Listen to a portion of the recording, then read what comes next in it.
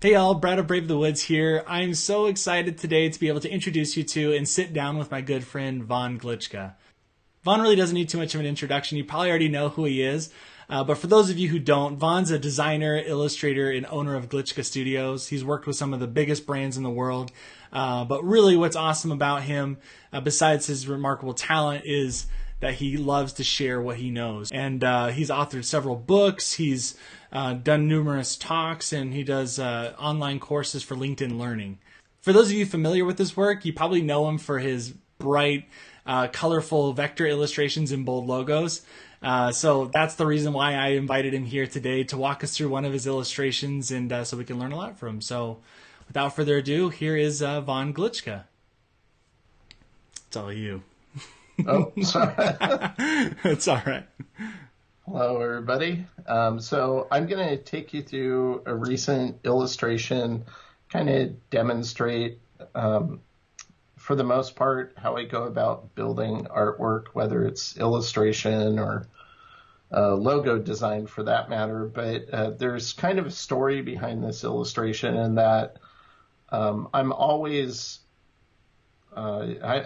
using Illustrator. So because of that, when Illustrator kind of gives up the ghost and crashes, or there's bugs or whatever, I tend to let Adobe know about that to a point that I irritate their engineers at times. But it's a good thing. It's kind of a love-hate relationship in terms of Illustrator with me.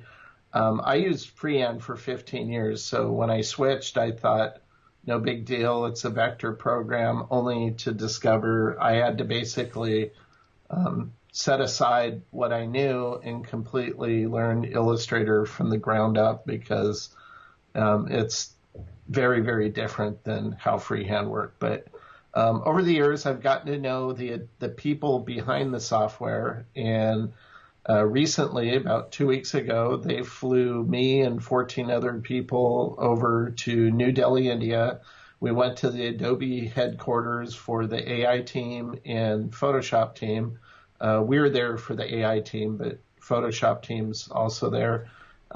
This is where that location is. And the whole purpose of going was to give them feedback on what could be improved in Illustrator, what their roadmap for development should be in terms of what they should be focusing on. And they were trying to get that from the perspective of pro users, because frankly, most of the time they're making those calls and they don't always do such a great job. So this is the Adobe headquarters. Here's inside the foyer, some of the people who went there, and they're from all different diverse range of specialties, from clothing designers to developers, a lot of different disciplines within the context of design. While we're also there, I just took in the culture. I've always, like when I grew up, there was a great movie called The Seven Voyages of Sinbad. Yeah. And this reminded me of that when I saw this by the hotel. But as I traveled around and just did some sightseeing on my own, I was taken in by all the ornate aspects of their art and their imagery. And this is one photo that made me start thinking I should probably do some artwork when I got back from India, inspired by this. Here's another shot I took. And so these are all the things that kind of I had in mind.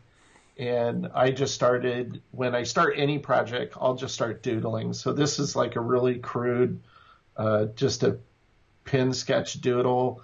I did this on the plane flying back, and I couldn't remember which way their legs go. So that's why I knew this was like all messed up. But in general, I wanted to do something based off of, they have a lot of lore to their heritage and their culture. And Shiva, then somebody corrected me and said, well, this is Natahari, who's part of Shiva. And I still don't completely understand the thinking behind that, but I like the imagery of of kind of the multi-armed person. So this is where it starts. This is where usually it starts for me. Of course, I look at reference to try to figure out the exact pose and some of the detailing I could play off of. So I look at a lot of reference material. The one thing that you'll notice different from what I create and the reference material is I never asked him what's the whole thing behind the little baby guy being stepped on. Oh, so, yeah. Wait, you don't have the baby guy on the final, do you? No. So I kind of decided, well, that's kind of strange. I'm just going to leave that part out. Hopefully you're not offending him. Yeah, exactly. I justified it because some of the art about the same character doesn't have the baby, like this one over here. And even though I don't have an image in here, one of the images had a trident, and I really thought that was kind of cool. So I added that in thinking somebody was going to kind of complain, but they didn't. I guess that is part of some of the imagery used with this lore. So this is where I just kind of play off my initial doodle and start refining what exactly I want to build. Here's it kind of drawn out a little more precise. Now, and this is what. Oh, I was going to cut you off because I see you, with these pictures you're showing the pencils that you're working on, you're working with on each of these. You had a video on YouTube I watched not too long ago, and you were reviewing. You're very specific about what pencils you use. I remember that. I mean, this pencil specifically, I remember is one of your favorites.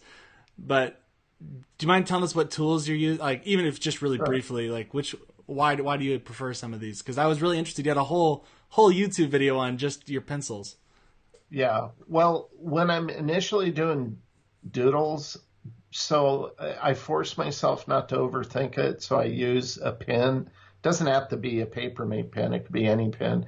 It's just so I don't have it's so I don't have the luxury of erasing. And so it forces me to, you know what? I'm going to turn something off that I normally don't record on my machine, but I have auto savior turned on, so I'm going to disable that so that doesn't interrupt us again. That's nice, though.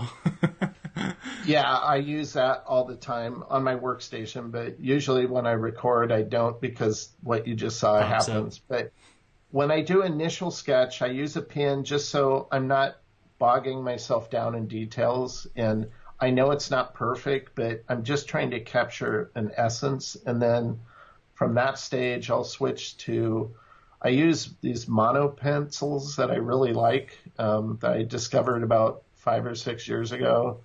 And just to do a more tighter version of the drawing. And then from that previous drawing, I'll then put vellum over the top of it, and I'll draw it precisely. And I'm really trying to pay attention to the exact form. So when I scan this in, it kind of becomes a roadmap. I don't have to do a lot of noodling. Not to say I don't change my mind on something as I work. I do, but it just makes it more efficient for me.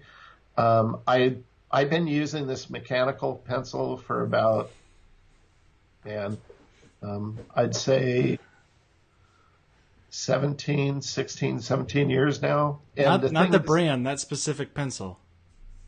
This specific pen, and they still sell, it's called a PhD mechanical pencil, but they don't sell, their original design looked like this, and they've changed it, and the one they changed to isn't as comfortable. So I go on eBay, and there's like this whole sub-market where people are selling these because they don't like the newer design style of them. So that's amazing. I tried a bunch of different heads. That's why this is separate and kind of settled on this head. That's why it's kind of detached here. But I'll scan this all in, compose it in Photoshop, so I have a tight image. This is just a grayscale TIFF file that I placed. Actually, it might be a PSD. I think it's a PSD. Okay. And usually the first thing I do is... And that's a sketch? This is what I call a refined sketch. It's like really tight to build from. So No, that's like I was asking because it is very tight, and it's funny because I would assume like with the stuff that you're doing, you go sooner to Illustrator than you actually do. I didn't realize all of the legwork that went in before it. Like I definitely understand putting in the time to get those sketches because I like to do that as well. But the one thing that I get really lazy when I know there's going to be a lot of like something's very symmetrical, or I know there's going to be lots of geometric shapes in there. Like I just like throw like a crappy circle up. I don't even like care what the circle looks like but it looks like you like busted out tools to make this thing as accurate as possible beforehand. well, the circle is it's not perfect, but it's better than what I normally do. I'm kind of like you. If I don't try to draw a circle perfect because I can build it so easy. Exactly. So, this isn't very Sure. perfect. So I'll usually set the opacity to like 15, lock that layer, and then on a layer above it is where I'll just start building. Now, on this one, I kind of started with the face. And so what I wanted to do is just kind of walk you through like some of the initial steps. You can see I dropped a guide down the middle. And when I build, I have my palette set up a little different than I normally do to fit them on one screen. Here I have different settings for line weights that I build with.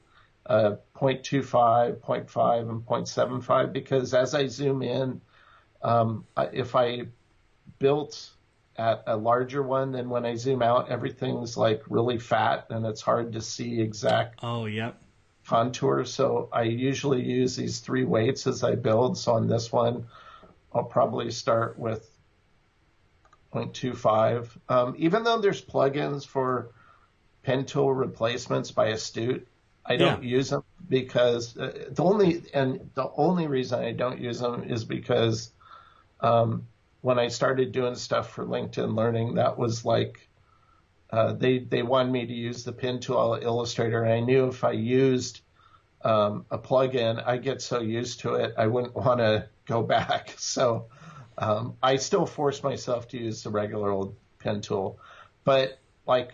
For here, I just pay attention to contours. So like on the face, I usually just try to figure out where my anchor points are going. So I'll go back in and then I'll just start adjusting the Bezier handles to kind of, once again, this is kind of why I spend a lot of time drawing it out, because I'm not really trying to figure out what shape I'm creating. I'm just kind of following my drawing.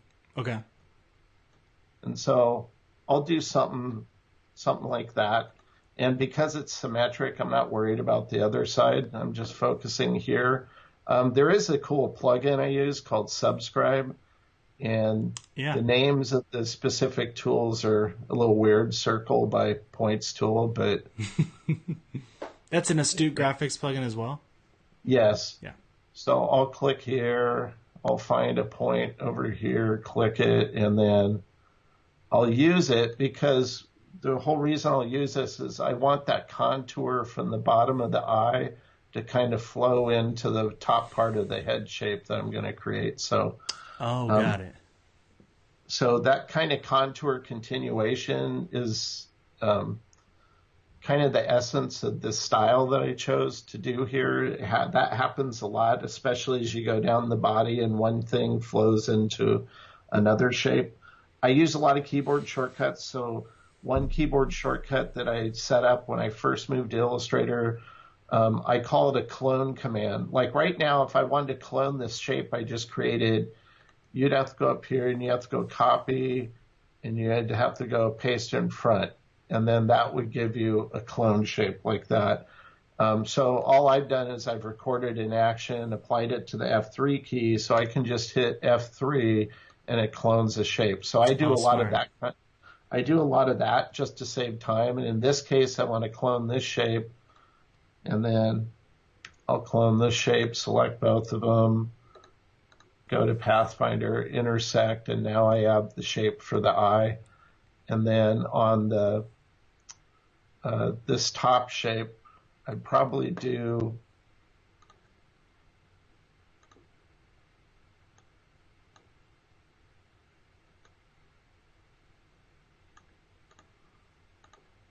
I like to tell people when I'm creating, I'm usually not,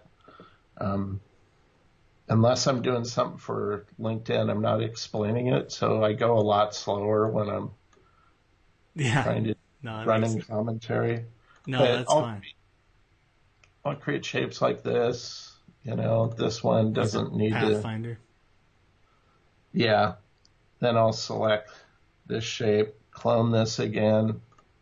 Part of the clone, it also brings it to front. So yeah, that'd be nice. If I fill this, it's actually on top, so I can select it and trim this shape off. I can select the anchor points I don't need, like this, get rid of them. And so that's kind of how I go about building shape like this. I use a lot of shape building techniques, so I might create something like this. Actually,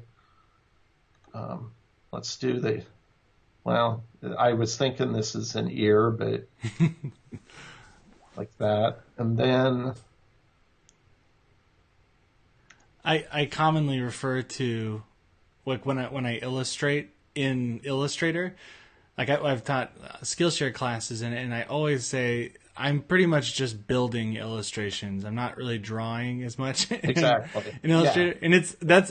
And the Pathfinder tool is like my best friend. And if you understand how those things work, like clearly you use them often. And I try to tell people, you don't have to sit there and use the pen tool, because that's really stressful for people to try to figure out how to master the pen tool with all the Bezier handles and everything. But if you can understand how to just put a bunch of shapes there, build the shapes, and then just knock them out, or add them to different sections of your shapes, then it is so much easier. Exactly. So much easier. And that's a really good point, is that even though it's called Illustrator, you're really not drawing. You're really not traditionally illustrating. You're building. So there's an app on the iPad that I use, and it's called Assembly. And I've seen that. Have you seen? Yeah, it's vectors. They're vectors, but it's more. It already has the predetermined shapes. You don't get to make custom shapes, so there's no pen tool. But it's pretty much what it is. It's more that's more accurate of a name, I felt like, because it's just you're just assembling all these pieces together to create something. Yeah. So that's kind of how I go about creating elements like that. But it's a combination of using the pen tool and shape building. So I'm kind of going back and forth. I always have smart guides turned on, but then at times, let me see if I can demonstrate this. At times when you're using smart guides, it can like snap when you don't want it to, kind of like this. So if I want to make a subtle adjustment, at times it'll just push it to a certain coordinate, and it makes it hard. So that's where I just toggle smart guides on and off, Command U, so I can make those subtle changes or whatever. I wouldn't make a change here. That was just to demonstrate it. But yeah. So that I use a lot, but I toggle it on and off just because it can get in the way at times. So, but that's fundamentally how I go about building all the shapes. And another thing that when I'm creating artwork, like here I have most of the face built, and because it's symmetric, I don't have to. Some shapes are just easier to build crossing both planes, because I basically used a circle to build most of these shapes here. For sure. And then I'll just select the things that aren't copied on both sides. I think I have everything. Oh, this one. And this guy. And then just clone it, use the reflect tool, and just flip it over. So symmetry is, man, it saves so much time if you can it does. figure out stuff. And on things like like this flame motif, because it's based off of a circle, I make a larger circle, and then I use that to kind of rotate everything so it stays in the correct place. So in this case, let's see, I'll just clone this. And if you know, like 45 degrees is here. Yeah. So what I did is I just divided it so it was 22.5. And I always forget which way this rotates. Okay. Counter. See, this always confuses me. You see how it points off like but then you do it that way. Yeah. It always makes me think it's going to go that way. And so I usually always put the wrong number in here, but in this case it did work. So like that. And if you don't know in Illustrator, instead of clicking OK, you can click copy, and then you can go. I haven't done this in a while, so I'm probably going to screw it up now. Nope, that's not it. Is it the Command D? Or no, not the... maybe that's it. I probably screwed it up now that I did it. Anyway. I know what you're talking about, yeah. Yeah. That's my problem. There are certain features. People think, well, you've used Illustrator for 17 years. How do you not remember that? Well, because you don't use certain features every single day. So it's true. No, especially with this one, and I was really curious to see how you would tackle this because I do it differently and a lot like dumber. So I'm glad I saw your way of doing it. I think it's Command C, Command D. I think right. Let me try that again. Yeah, once it's copied, I think I Command C and then hit Command D to duplicate it, and it should just kind of go around in a circle. Yeah. If you hit the copy there, right? I think. Yeah, there you go. Okay, perfect. So I do this, but what I do is I try to I always like leave a circle in the middle, and I shrink it down like to a little dot, and then I just take I think it's the R, the rotate, and you have to like hold Command R, and I tap where you want it to the center point to be, where you want it to rotate around, and but that seems. That's like it's less accurate, and it always annoys me if I can't get it perfect. So this makes way more sense, putting just the circle on the outside. This is the only if I time traveled back to my math class in high school, I would say this is the only time I'm ever going to use math, because it pretty much is. But for sure, yeah. Go ahead. Well, all I was going to say here is on this one. I didn't put it in just so I wouldn't clutter the background behind the Trident. But that makes sense. When it's all said and done, though, I try to get all my base art kind of established like this. These are just dotted lines, which I still wish were easier to create in Illustrator. They're kind of this wonky kind of... Do you have to put the zero? Yeah, you still have to do the zero and then the next one. Yeah. I don't know why they don't make that easier. It frustrates me to no end. They should just have dotted lines up here, and then you just adjust the gap in size. So, yeah. Seems like a lot of work. Okay, so the very first job I ever had to do using Illustrator, I was still a diehard freehand user, and I got called up to Portland. Some agency, they work with Adobe. They wanted me to do a poster, this for CS2. And the whole time they're talking to me in this meeting, I'm thinking, they don't realize I don't use Illustrator. I use freehand. But I didn't want to tell them because I wanted to do the project. So the whole time I'm thinking, do I not tell them? Do I tell them? Or maybe I could go home, build it in freehand, save it as an AI file, and they'd be none the wiser. And then I'm thinking, but then in pre-press, somebody might see something in the code, and then it's like a creative Watergate type thing. So I was playing all these head games, and I get back to my office, just determine, okay, I'm going to upgrade to the latest version of Illustrator, and I'll build it in Illustrator. Yeah. The one thing I couldn't figure out in Illustrator was how to do dotted lines. And so the poster I did for them, I created that in freehand. Oh, did you? So I just didn't tell that. And it's still an issue.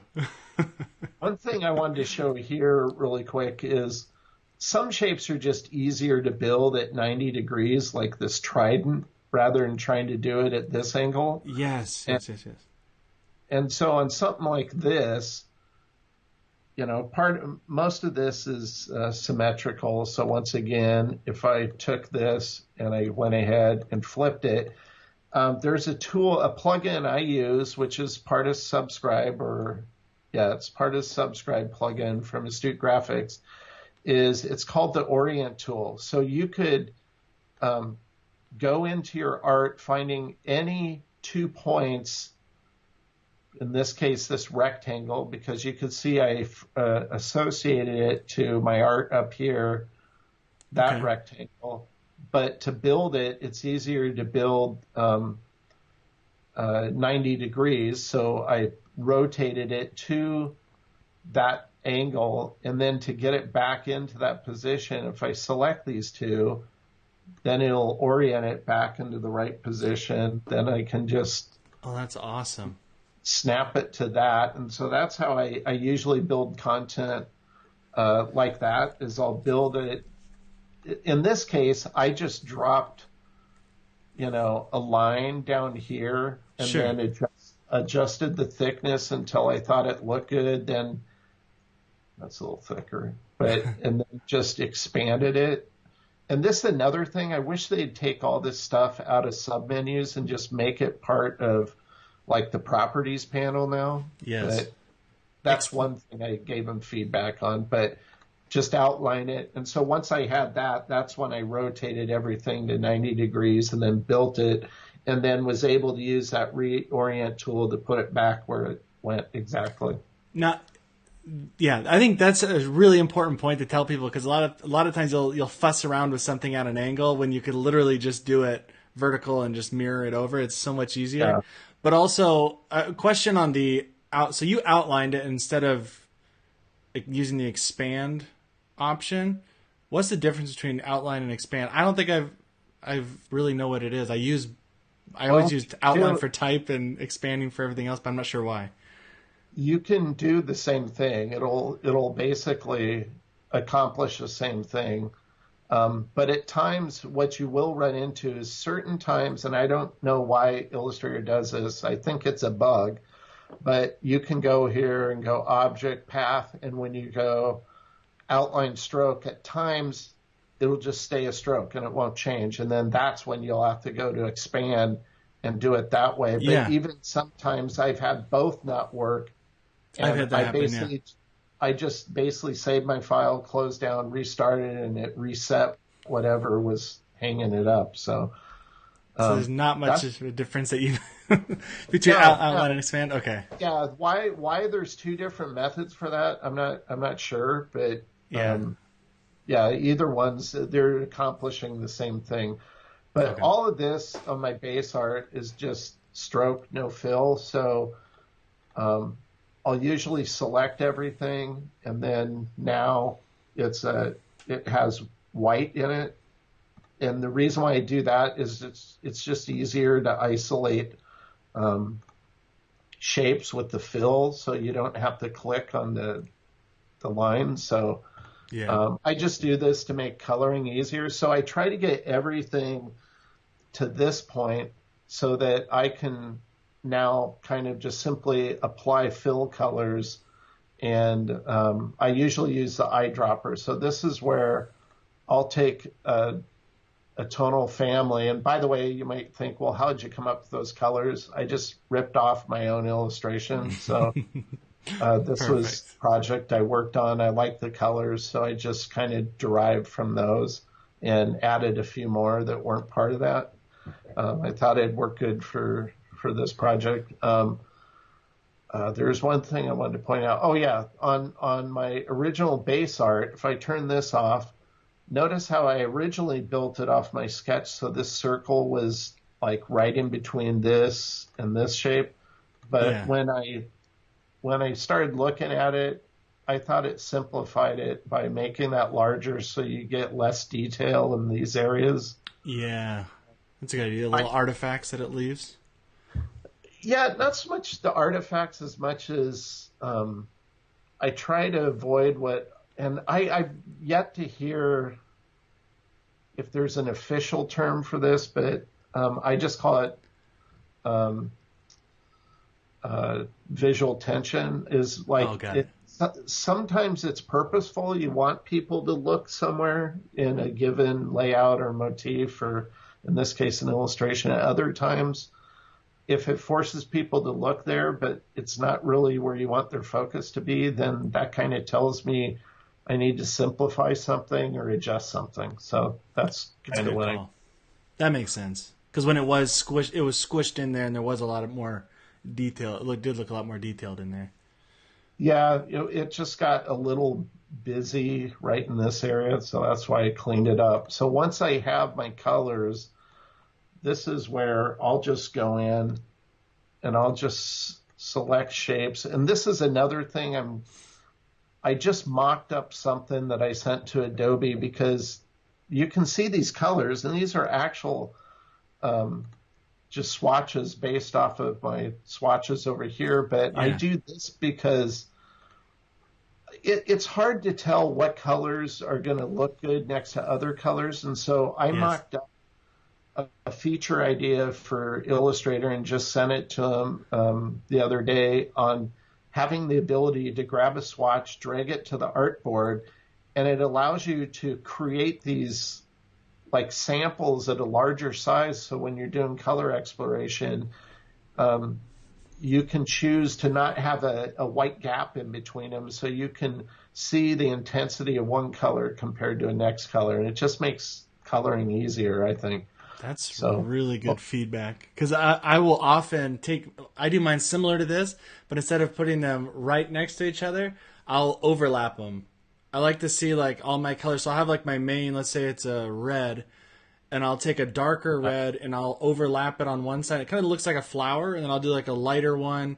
So you kind of get these pinks down to these, like maybe down to purples, but I can see them on top of each other, so I know how they're going to behave and how different those values really are. Because a lot of times, like you said, if there's that gap between there and they're close in value, there's no way you can tell the difference. And except for if you're going to be doing this, like with all these different colors, you want to introduce all the different values. It's really important. I hope they listen to you on that one. They seem to be interested, so I'm hoping they. So this is where another thing, and I don't know how many people watching this are going to associate with this, but at times I've found at certain zoom ratios, like it's hard, like I'm trying to snap on this, and unless I get it right specifically, in my mind, if my cursor is over that shape and I click on it, it should select that shape. It shouldn't like select this shape when it's not even over that shape. You see what I'm saying? Is it just picking a point? Is that why it's doing that? Is it just picking? Is that why it's doing that? Well, can you zoom in a little? Just like a little bit. Well, when I zoom in now, it won't be an issue because it won't try to do that. That's got it. Kind of what I was saying, and I think. And I still haven't figured out what the beef is. I don't know if I have smart guides turned on. So if I go Command U, I'm just going to zoom out really quick again. So if I try to select something, it's never going to try to pick another shape that my cursor isn't over, Like even right here, it's going to select this shape, not this one. But if I have smart guides turned on and you're here, at times it'll pick like up here, the one next to it. It was doing, but it only happens at certain zoom ratios. I still haven't been able to figure out pinpoint the exact. Well, I know what it is. I just haven't figured out. It has something to do with zoom ratios and smart guides, and I mean, that's what their job is. They need to figure out why it does that. That's half the battle, is trying to get them to realize, no, really, this is an issue. I know you don't understand it because you don't illustrate, but this is just hassle when it happens. Yes. So I'll go in on the cheek here. This is just white. And I'll create that. And my coloring process isn't, too complex. It's just, oops, get rid of that. So a lot of your pieces have a ton of colors and a lot of different shapes like this one to, all these different components in this illustration. And if you're, hand selecting, right as you're doing right now, hand selecting the colors, do you have a method, or maybe I'm jumping ahead and this is something that you'll talk about, but do you have a method for applying changes to colors across your entire illustration quicker than just going through and like what I know I do a certain way. I know DKNG is another one that I've learned a lot about how to work with it. They do a lot with Illustrator, and so I've seen their process. I was curious what yours is. Well, if I want to use remind me to get back to that when I show you all the colors in play, and then I'll show you how I'd handle that. Perfect. Okay, I'll remember. On the background of this one, I originally was going to keep this all golden but the more I looked at it, the more I didn't like it, even though, and this is another thing that I brought up with Adobe. I think they need to come up with a new blend mode that's called like shading or shadow. And because most illustrators I know will create shading like this, like it might be a tint of the black. So if we have black selected, this might be set, to 15% and multiply like that. But it kind of looks muddy. And so when I pick colors, I usually select a hue that's, if I double click into this, it's kind of, the value isn't super saturated. I pull those down and then I add black to it. That way, if I select these, we'll go ahead and just fill them with the full color here. But if I select this now and I go multiply and then I punch in like 30, this better. Looks a lot, it looks a lot better. I'll sample this and then adjust this one so it's less, so like 15. And this is usually the way I approach color, but on this design, I just didn't like it. If I turn on the artwork for the character itself, I didn't like how much contrast there was between the character and kind of what it's being framed in. And so this is where I went back and I changed the colors and kind of made it more reflective of the art. And I like this better. But again, when it came to the shadowing, this just shows black here, and this is where if I select, because it's multiple colors, if I select that same shading I did below, and I go multiply. Oh, I see. It applies that. It looks okay over actually this isn't the worst case, but you can see as it goes over cooler colors, this isn't so bad on blue, but I really don't like it on the purple. It's not kind of the right value. So on a design like this, actually, I'll apply this to here. I kind of handle it a different way. And the whole reason I'm bringing this up is if you look at this kind of muted orange over the warm colors, it looks fine. Over the blue and purple, it's okay. It's not perfect. But if I change this to this muted blue up here, when it goes over, and then I change the value to like 50 instead of 30, it just looks a lot better especially going over the purple, going over the blue.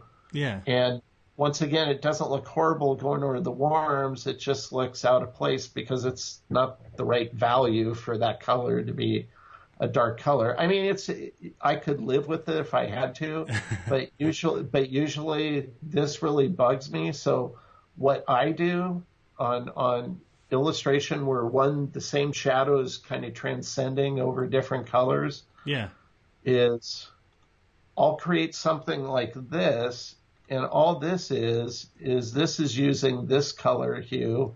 Actually, let me just copy it.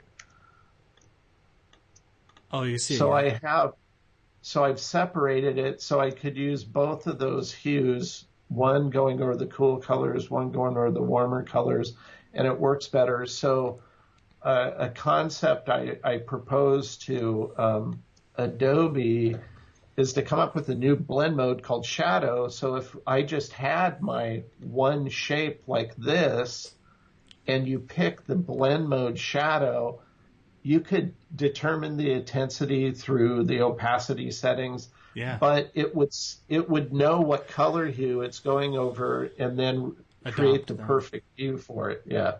That would be amazing, because you're right. Like, and it may seem small, and you're also using it on a very small sliver right now, so the example might not be as extreme. But I agree, because I've seen that before on like larger shadows that I've had that go across an entire illustration and over multiple colors, and it doesn't pick up those hues. So it would be so nice if it, like an actual true shadow, would take the hues from there, and it would kind of mesh with that and darken them. So I hopefully they do that. That'd be sweet. Here's the Trident. I didn't know what to call this. I didn't see this in any of their actual art. I just thought it reminded me of like a portal. So, but I didn't want the value so strong. So on this, I just knocked it back a bit, so it was kind of fell into the background a bit more. I like that. But when it comes to the kind of the detailing on the artwork itself, there's just a few things I wanted to walk through here, just to, and it's kind of, you use the word I use, the sliver. I kind of call it sliver shading, for lack of a better terms, but it's the way I approach kind of shading stuff like this. It's as easy as taking, once again, this is nothing more than shape building, but taking a shape like this, coloring it, multiplying it. In this case, I don't know, let's try 60, maybe a little darker, 65. And then I'll just slide it down and paste it behind to get shading. Kind of like that. That's an easy one. The ones that are a little trickier, and sometimes I'll use this tool, not all the time, but at times, and I'll go in, I'll find the intersect where this circle and this shape kind of come together. Mm-hmm. It'll isolate it. And actually, if you turn Smart Guides off, you won't get that. But if you turn them on, it'll figure out where those intersections are. And then something like this. And I'll create a shape like that. And this plugin is called Subscribe by Astute. And then I'll just do shape building again, where I make a clone of that shape, and then using Pathfinder, intersect it. And then this is where, let's see, I'll go. Which Pathfinder tool did you use to do that? To have it cut to just what that shape? Circle by, well, the shape I created, I used the circle by points tool here, mm-hmm. and then I just use Pathfinder with the clone of the bottom shape. Oh, got it. Then I'll just sample that original shading to kind of create that shading. Are you working on multiple layers, or are you doing this all on one single layer? Well, this is all in one single layer. And usually when I do color and detail, I'll usually do that. I'll keep it, well, it depends what I'm doing, but for the most part. But the same method I use there, let's go ahead and do one more. Like, I'll find this corner of the eye, and in this case, I'll probably snap it here, bring it down. So that's the shape I create with the plugin. Then I just clone this shape, which is that action I set up. Yeah. And select. Oops, nope. Oh yeah. I'm getting lost here and there. Then I'll probably select this shape. That happens to me in Pathfinder all the time. I'll do that and then knock that out. I mean, I could have had it gone behind the eye and not did that last edit. So Sure. it just depends. But one thing, especially on this project, that I like doing is figure out one section here, one section here.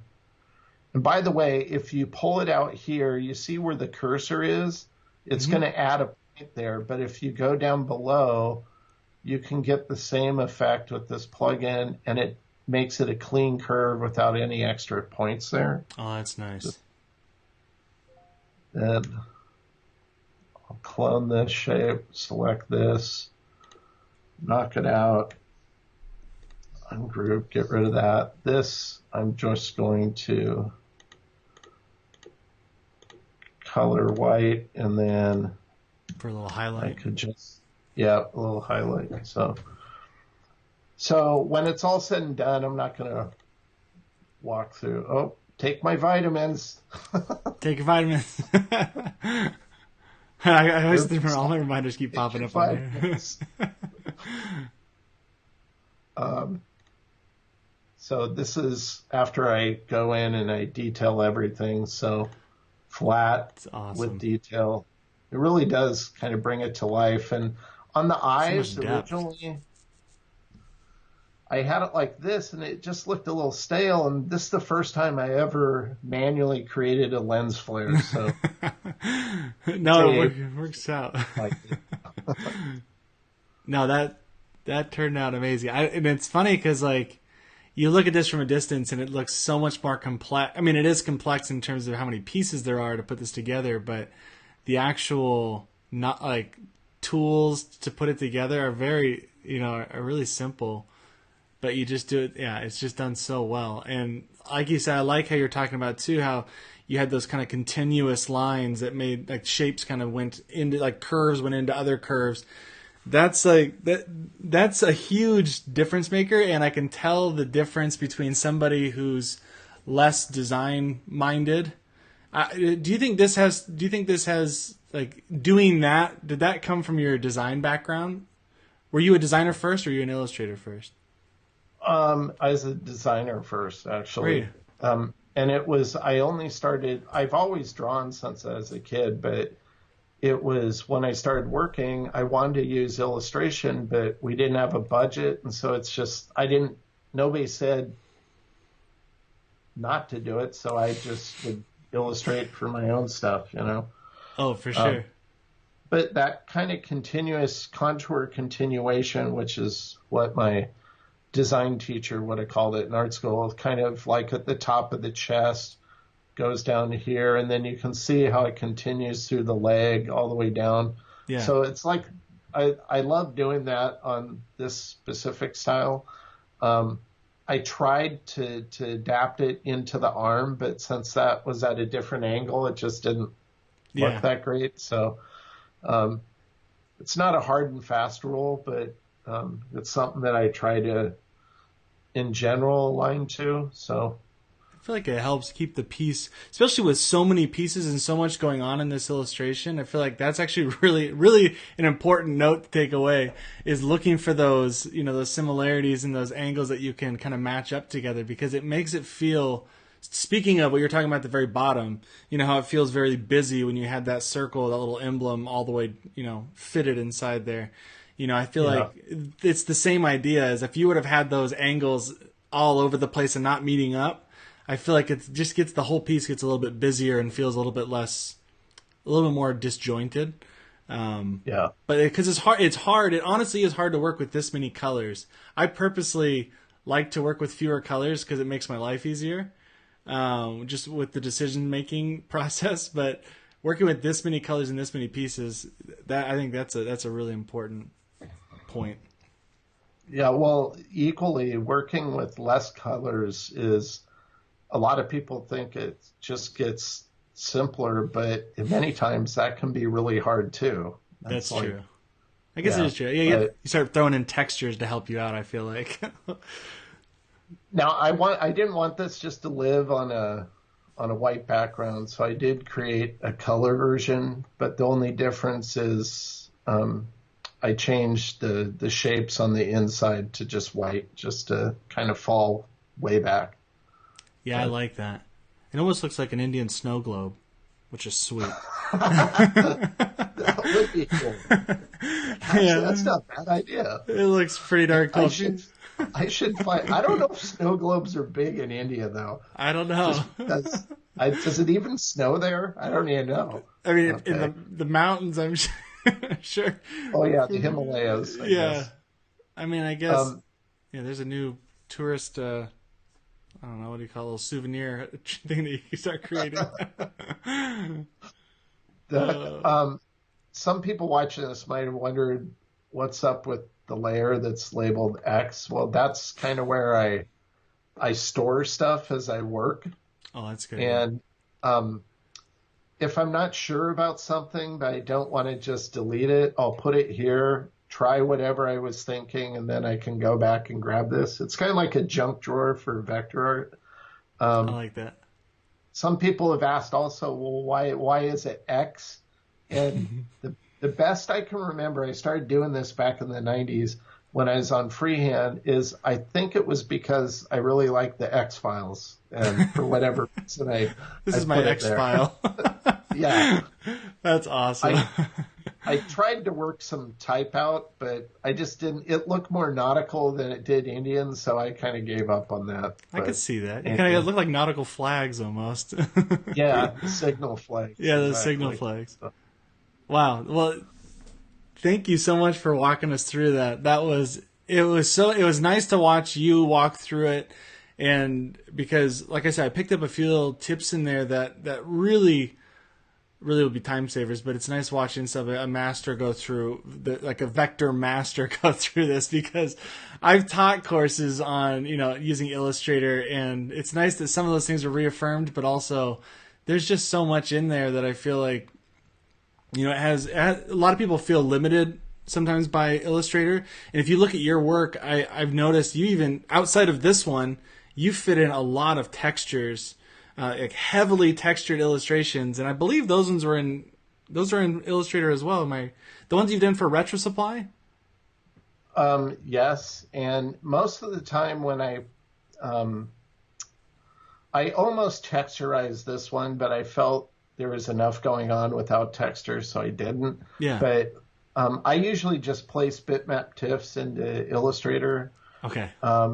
And Illustrator kind of at times becomes a staging ground for me on a final illustration. I'd never give the file to a client, because if you went to keyline view, it looks like a horrible mess with placed textures and everything. But yeah.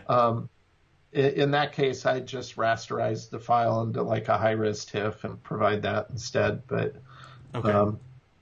Yeah. One thing I wanted to say regarding Illustrator is when I was in India and meeting with the team over there and talking to them, they showed all these new features that they were thinking of bringing to Illustrator, and I just had to say something. So I kind of put my hand up, and they're fielding questions. I said, I don't mind these new features. I think a lot of them are really good, but whatever you do not create a new tool.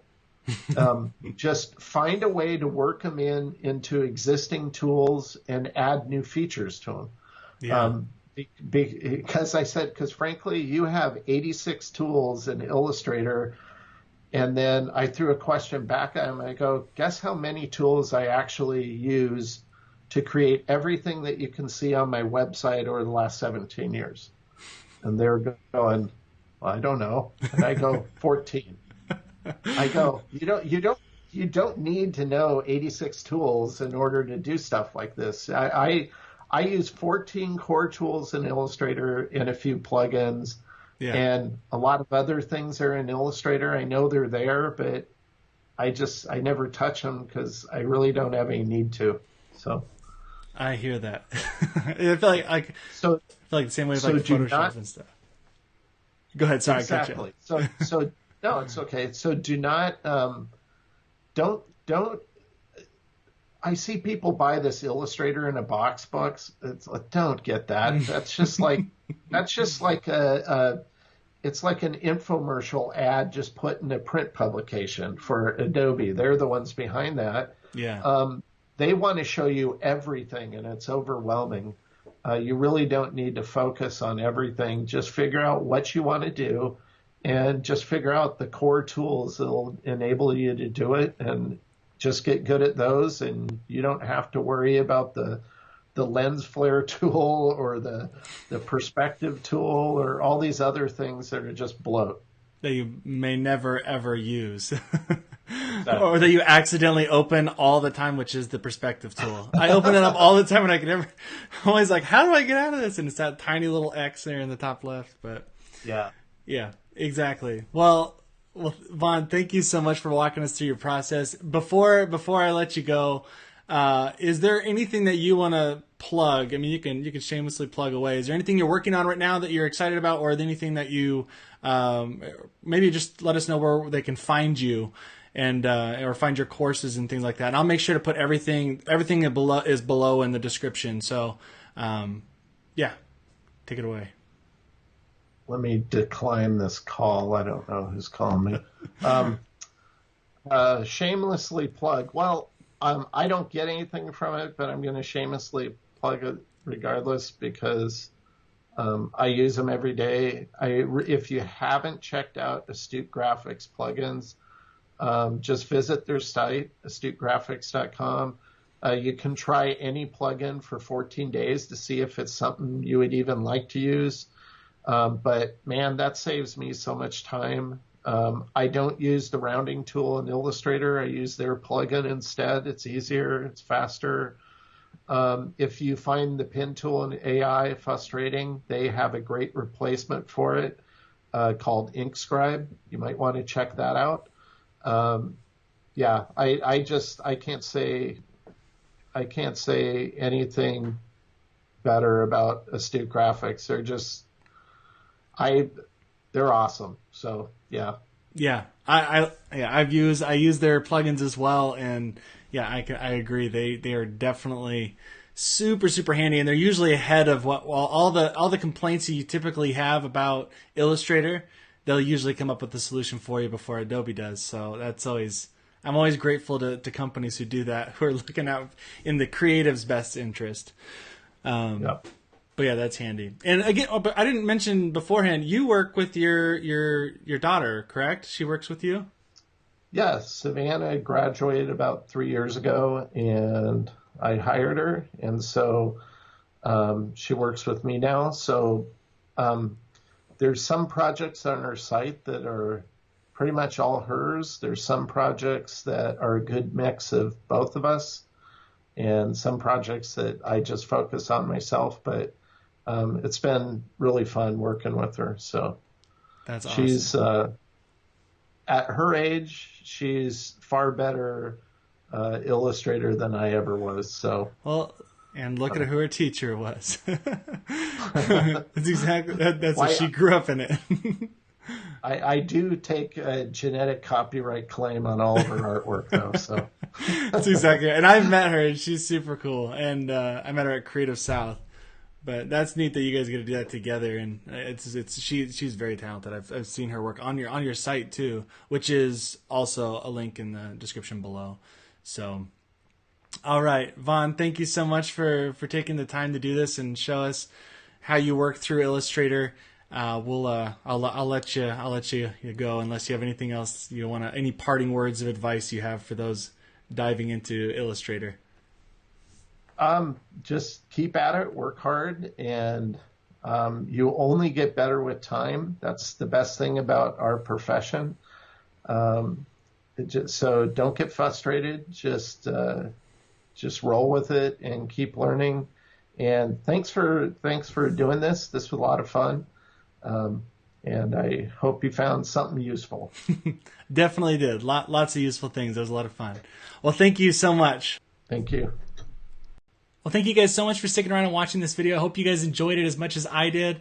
It was an absolute pleasure sitting down with Von Glitschka and watching him work. It was such a cool experience watching him create this illustration in Adobe Illustrator.